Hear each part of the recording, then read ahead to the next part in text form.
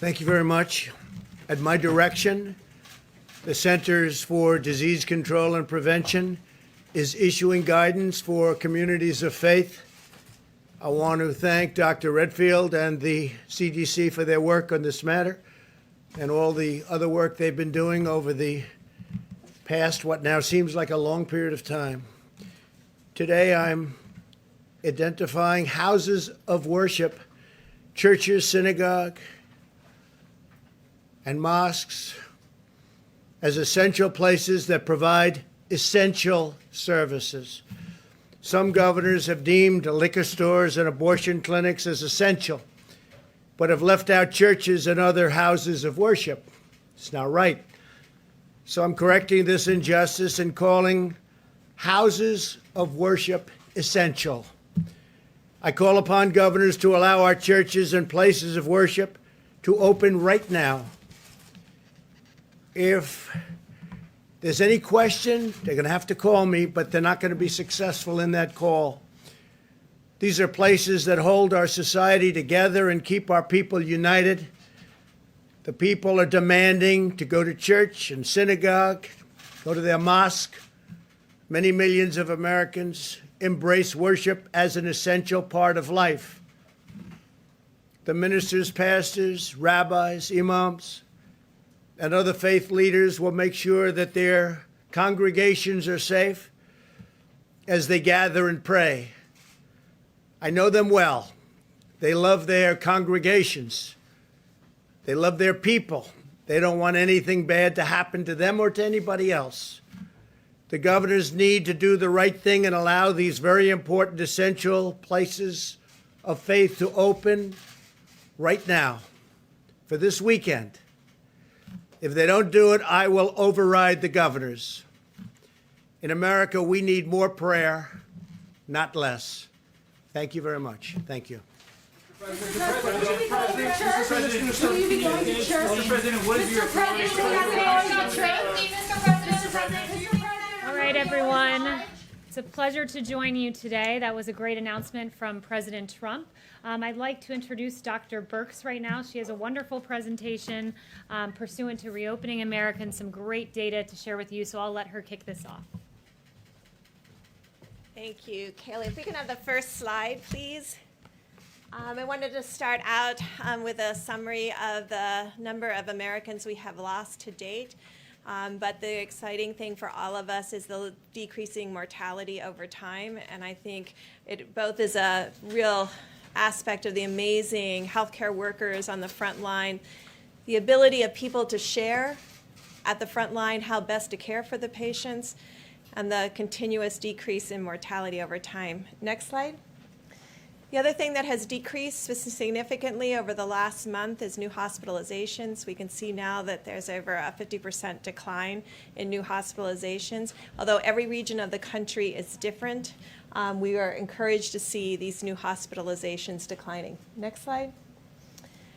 I've talked before about the extensive surveillance that CDC has made available to this country.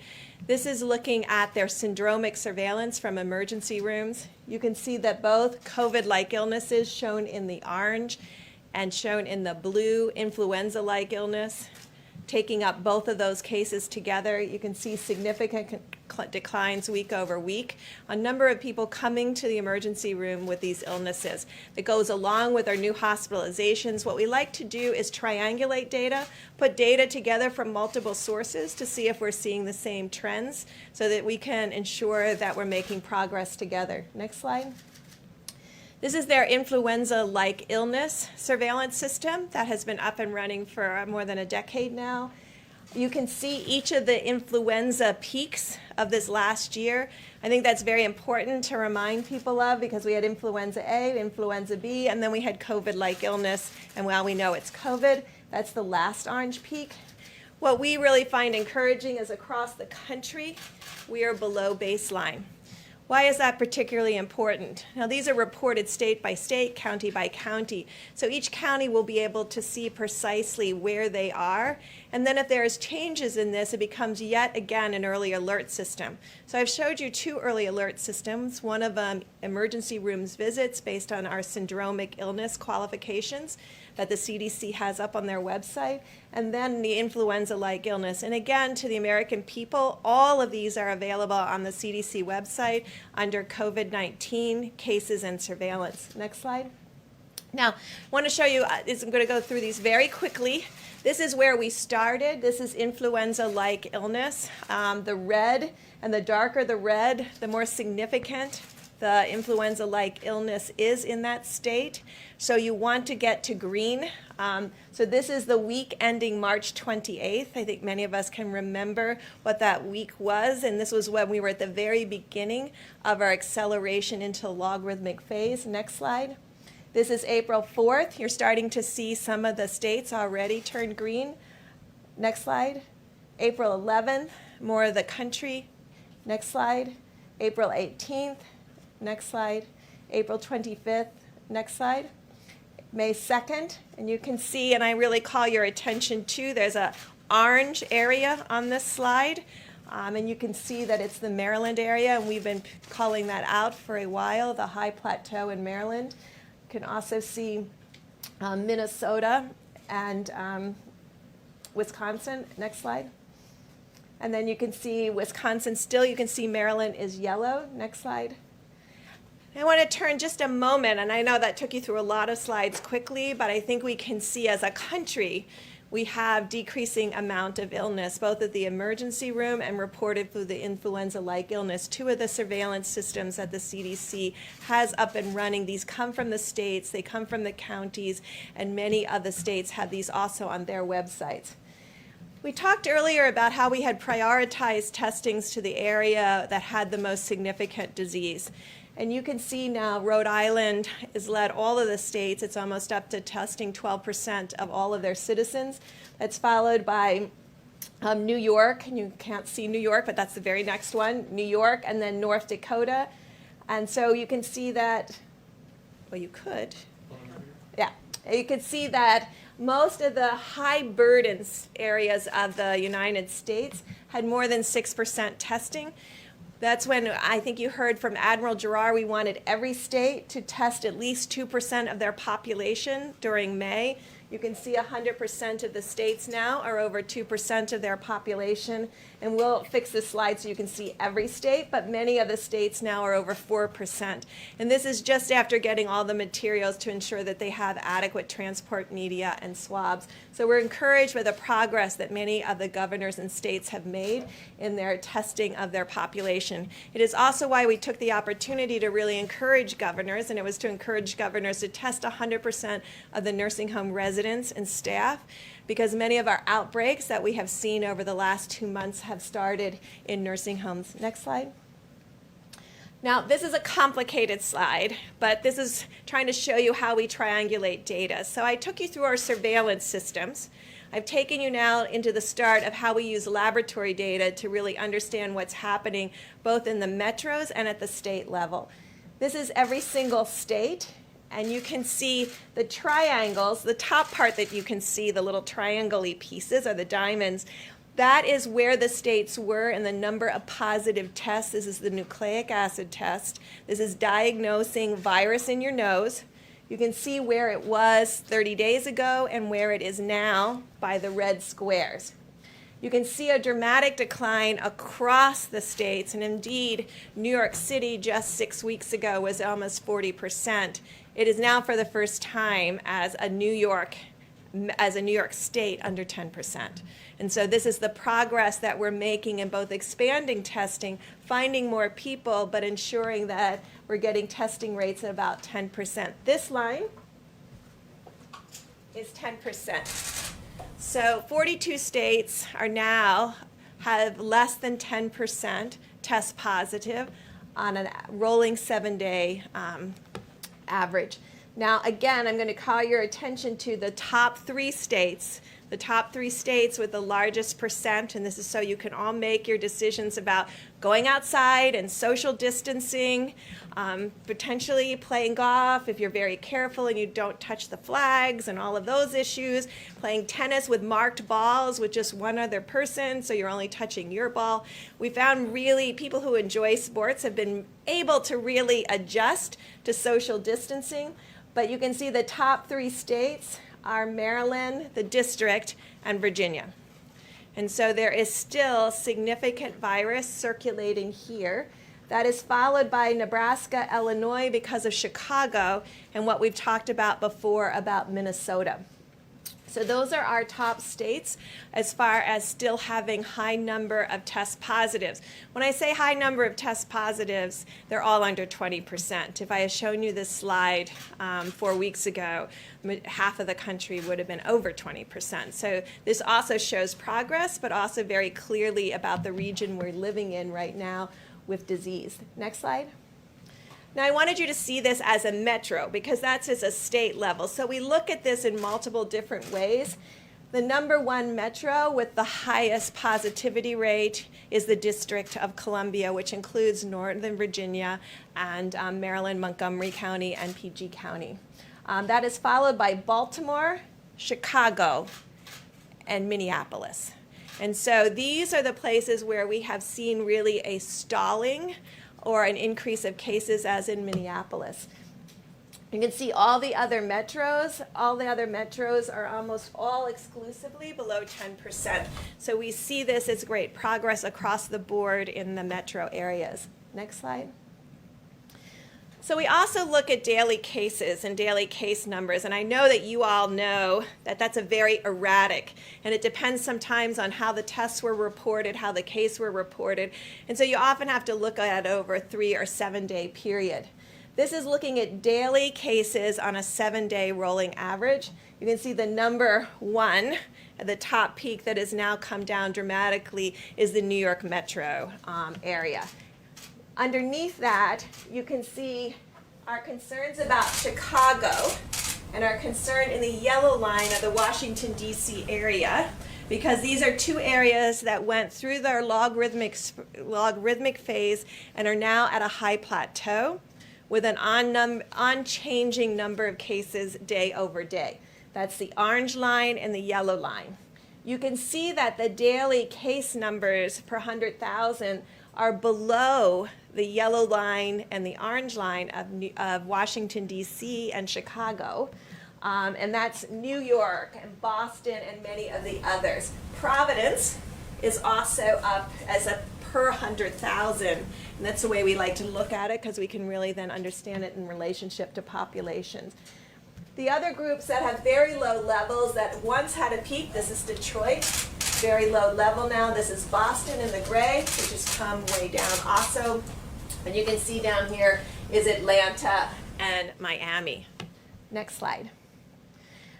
Now, sometimes, and I think recently there have been publications about where the world was before we started the Stop the Spread and before many states shut down. And just to take you back to that moment, on March 14th, before Stop the Spread, this is showing New York.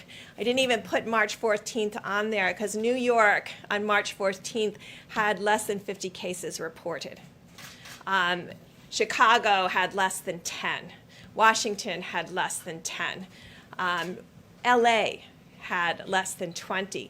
The large state at that time that had a significant number of cases was the Washington area, Washington state, which had 100 cases. On March 14th, we had about 500 cases distributed around the United States, not in any dramatic hotspot per se, but the majority of those cases and the hotspot at that moment was Washington state.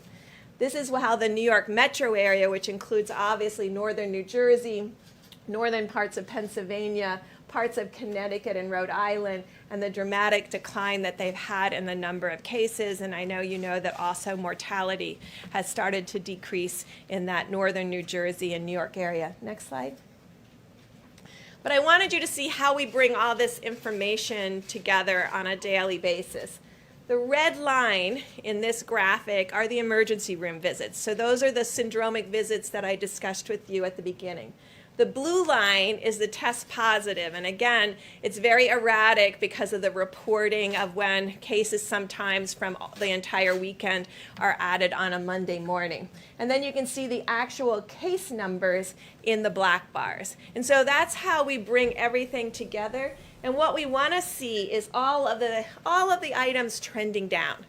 We want to see the number of positives that you find, because we really have states now looking for asymptomatic cases. So we want to ensure that both asymptomatic cases, symptomatic cases are all declining as shown in the blue line, that emergency room visits are declining, and the actual case numbers are declining together.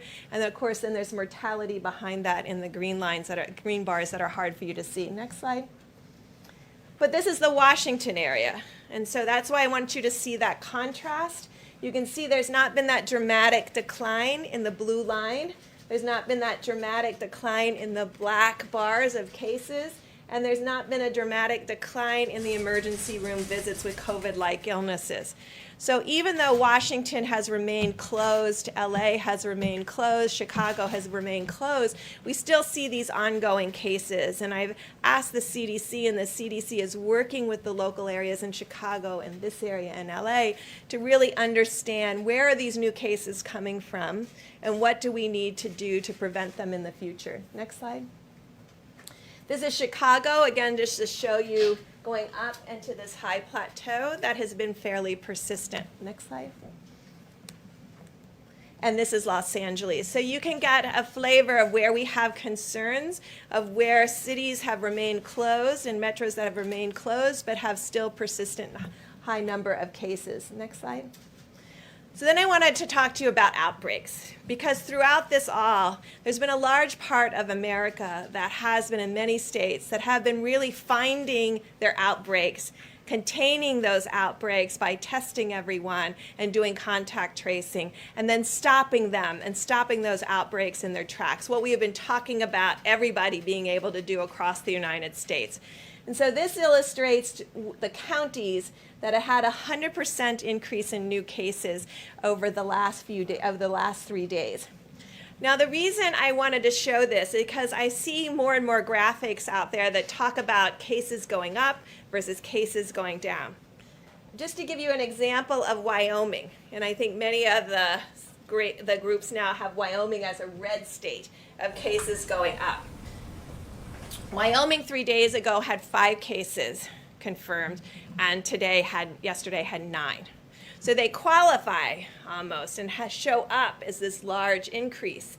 It's a good alert for us. We immediately look and see what exactly is happening at the state website. But you can see when you have very low number of cases, you can have a doubling from 5 to 10 number of cases and show up as a 100% increase. And so each of these have to be investigated separately to really understand what this is. It is the way we find outbreaks in prisons. It's the way we have been finding outbreaks in nursing homes. And we have this graphic that goes through all of the counties as well as, next slide. So this is one state's analysis. What they have shown, and they have been able to find each of their outbreaks, contain every one of their outbreaks, close those outbreaks and call them closed cases. In this case, the dark blue is community spread. The rest of it, 50% of their cases, have been coming from outbreaks that they've been able to contain. The largest group in this is meatpacking plants. And what they've been doing is going in and testing 100% of the individuals in the meatpacking plant and also finding 100% of the individuals that are associated with those individuals in the meatpacking plant.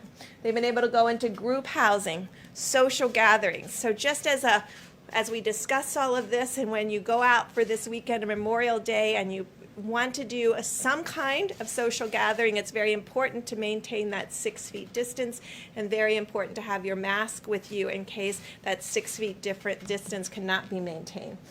But it also talks about long-term care facilities. Now, interestingly enough, 50% of their total cases, since they've been tracking, came from these outbreaks Almost 70+%, 76 of all their mortality, though, came from these outbreaks. And this is why we have been really pushing both in the original Opening Up America Again, in the testing blueprint, we talk about proactive surveillance, proactive monitoring and testing in areas that you know are particularly susceptible to outbreaks. Every state has this knowledge now and this type of analysis. And so when they have these kinds of analysis, what we're asking them to do is proactively go and test everyone in meatpacking plants, to proactively go and test 100% of the residents and workers, and then a follow-up of the workers in every single long-term care facilities. And this is to find the asymptomatic cases. I know CDC yesterday released that they thought 35%.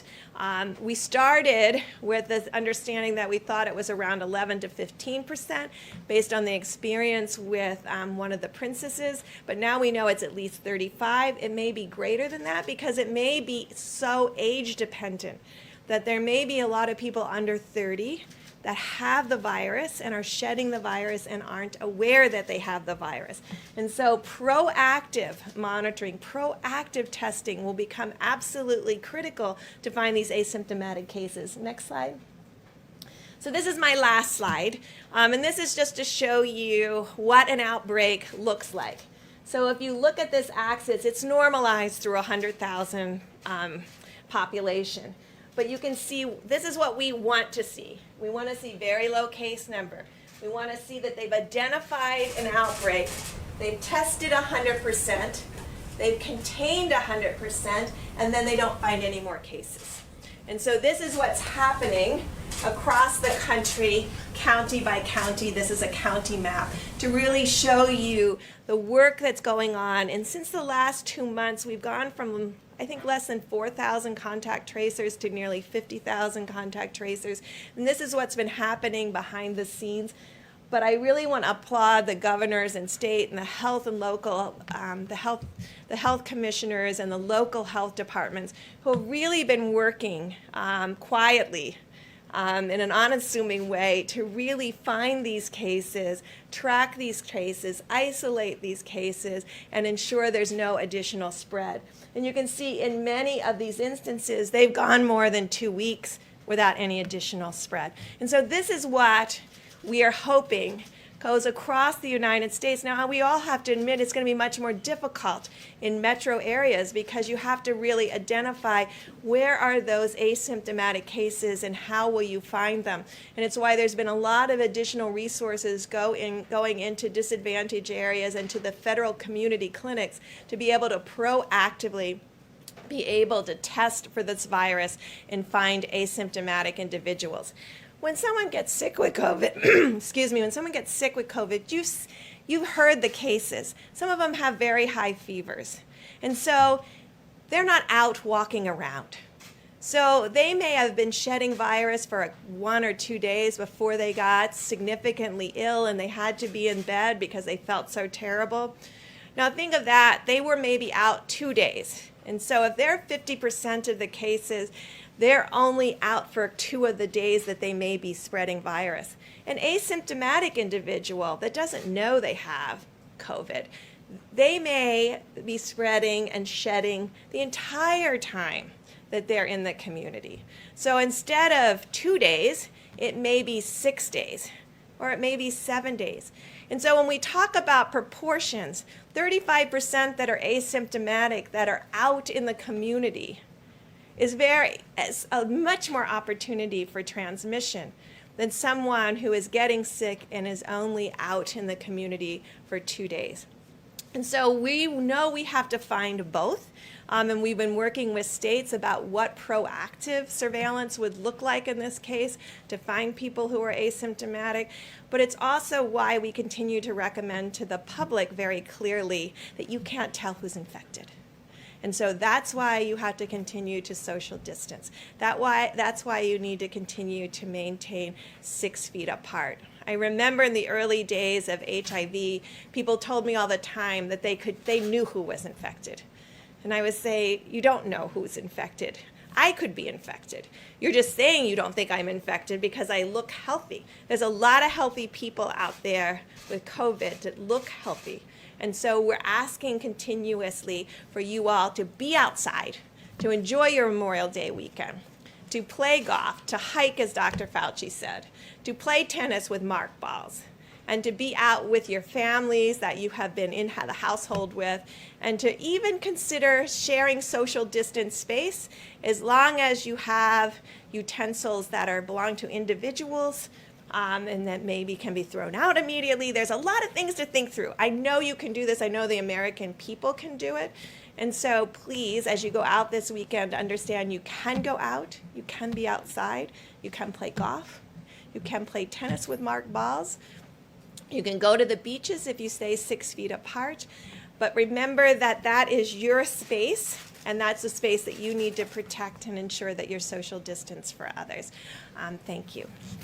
I want to start by, Dr. Birx, if I could have you stay here for just a moment or two. Zeke, I believe you emailed me a question about nursing homes and testing this morning. If you want to ask it, I'll have Dr. Birx give you an answer. I think that's great. Thank you. Dr. Birx, last week, or 2 weeks ago, you and the Vice President of Governors, you wanted 100% of nursing home residents and staff tested within 2 weeks. Most states aren't going to meet that. Some 2 weeks later haven't even started to try, saying it's impractical and feasible. Are you disappointed? And also, what are the consequences of that inaction?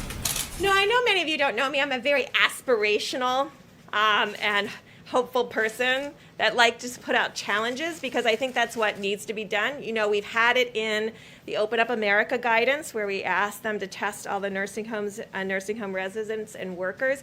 We know that that group is very susceptible and has significant mortality.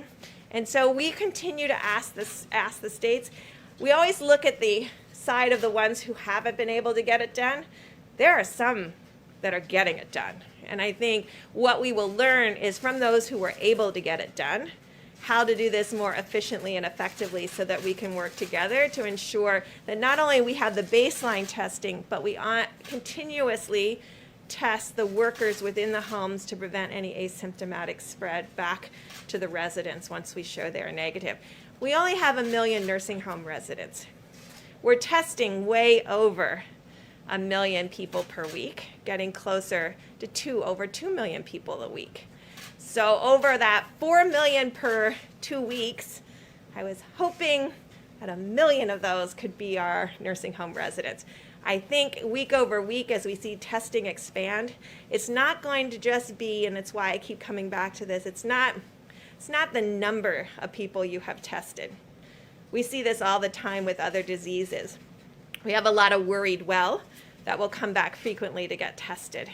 We want to test, and we want states testing in areas where we know there's higher vulnerability to susceptibility to worse outcomes, like our nursing homes, areas where we know there have been outbreaks, such as prisons, meatpacking plants, particularly areas where people are transported to plants together or live together in a single residence or multiple residents, but there's multiple group home kind of housing situations.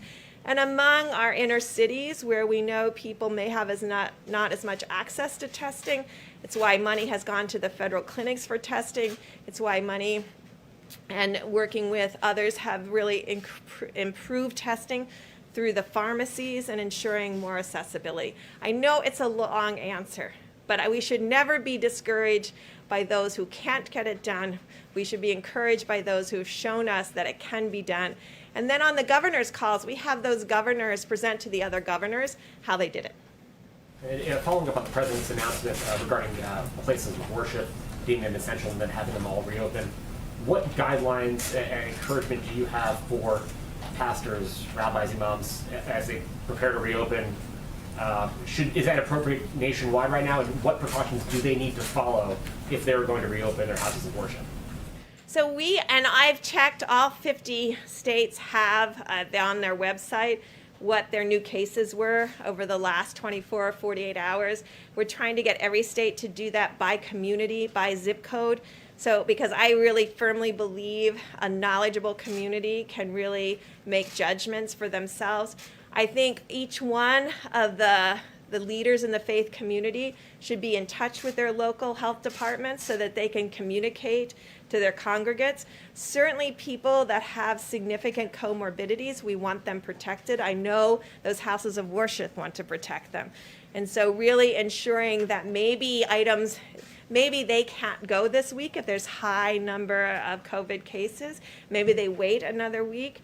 But there is a way to social distance like you are here in places of worship. And I think what we're trying to say with the CDC guidance is there's a way for us to work together to have social distancing and safety for people so that we decrease the amount of exposure that anyone would have to an asymptomatic. And I say it that way because I know all of you and all of Americans, if they didn't feel well, they wouldn't go to church that day. Let's take one more for Dr. Brooks. John? Yeah, Dr. Brooks, can you comment on the latest study on hydroxychloroquine? There's this Lancet study that suggests, again, that the drug could cause heart problems and even increased mortality. The president's obviously said that he's been taking it. What's your recommendation? What's your recommendation on using that drug as a prophylactic? Well, first, I think the FDA has been very clear on their website about their concerns about hydroxychloroquine, particularly when it's combined with a macrolide. And I think you see that in the study. And I think the study, although it is open label, and it is, I tell you what I take home from the Lancet study, and I hope everyone here does in addition to what you just commented on, it clearly shows the comorbidity that puts individuals at more risk. And I think it's one of our clearest study because there were so many tens of thousands of individuals involved that the doctors clearly annotated who had heart disease and who had obesity. And you can see dramatically the increased risk for that. There are still controlled trials going on, both for prophylaxis and pre-exposure prophylaxis, as well as controlled trials looking at, in a hospital setting, how these drugs do. And I think those are still pending. But I hope everyone looks at those comorbidities. And for all of our millennials out there, they get data like this. Look at that. Go through and see if your parents or your grandparents have any of those things and make sure you're helping protect them. I'm really worried about people in my generation because we're very social at times. And we have a habit of forgetting social distancing or forgetting that glasses, and when you're eating, you can't eat in a mask. So even if you're far enough apart, you have to watch every utensil, everything you touch. I really am asking our great generation of millennials to get some YouTube videos about how to do picnics outside with your friends and still protect everyone and still ensure that there's no co-contamination of food and utensils. I think there's a way to do it, but I want it explained in a YouTube video. Thank you very much, Dr. Brooks. I know you need to get back to work, so thank you very much. You can do a follow-up with me. And wait, actually, Okay, Dr. Brooks, is it possible to do a quick follow-up? okay, you can go ahead. But before I start my portion of the briefing, there were just a few things I wanted to note for you all. Pursuant to some of those very encouraging graphs we saw where the states move from red and orange to green, and we saw the United States increasingly become green. It's encouraging to see that America's reopening alongside that, with Homebase, data from Homebase noting that 2/3 of America's small businesses are opening. An Open Table study said Americans are now starting to dine out again. Another Homebase study, 67% of local food and drink businesses are open. Apple is saying Americans are driving and walking at near normal levels. And Google mobility data reflects the same. So it's encouraging to see America start to reopen and the great work President Trump has done for the faith community going into this weekend. We have a First Amendment. It's very important that we protect that. And these churches, these synagogues, these mosques, they are essential, and President Trump underscored that. And finally, before getting started, I wanted to note that the president, as you all are well aware, donates his salary to various initiatives and parts across the federal government. And this quarter, he will be donating his salary to HHS, Health and Human Services, to develop new therapies for treating and preventing COVID-19 so that we can safely reopen. Here is the check, amounted to $100,000 that will go directly from President Trump and his paycheck that he does not take, but rather donates it to various noble initiatives, including in honor of COVID this time and those who have passed and the studies underway. He'll be donating it to HHS. And with that, I will take questions from you all. Haley, Yes. a couple of questions to follow up on the president's announcement. First, just to clarify, he came out and said, I'm calling upon governors to allow churches and places of worship to open up right now. Dr. Birx just said in areas where they have high cases of COVID-19, maybe they should think about waiting a week.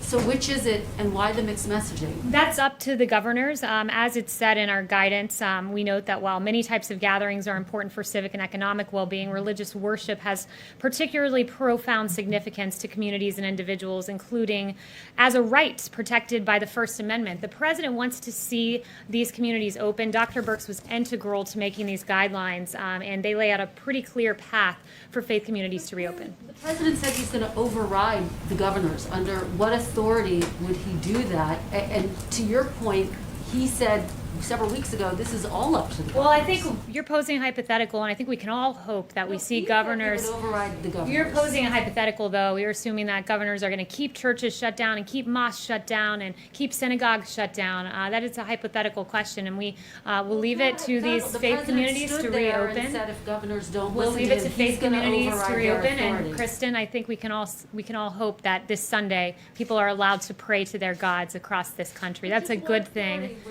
And I'd also note there's detailed guidance in here about the way that you can clean your facilities, promote social distancing. So this is something that we should all look at and be thankful that we are encouraging these faith communities to reopen and do so in a safe way. And we'll leave it to parishes to open in a safe fashion. What Yes. authority is the president referencing? Does the White House now support these churches that are defying governor's orders and opening up?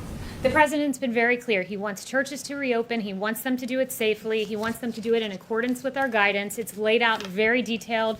It's posted now, so you can all take a look through it. And he wants to see all of those churches open in a safe If the fashion. governor does not allow that, does the White House support churches defying these executive orders? The president's been very clear. He wants to see churches reopen in accordance with his The guidelines. answer is yes. I just gave you an answer. And The just to president would follow like up what churches to Kristen asked, reopen and do it in What accordance with the specific guidelines. provision of federal law allows the president to override a The governor's president will decision? strongly encourage every governor to allow their churches to reopen. And boy, it's interesting to be in a room that desperately wants to seem to see these churches and houses of worship stay The closed. president said Yes, that he yes. has that. Haley, I object to that. I mean, I go to church. I'm dying to go back to church. The question that we're asking you and would like to have asked the president and Dr. Birx is it safe? And if it's not safe, is the president trying to encourage that, or does the president agree with Dr. Birx that people should wait?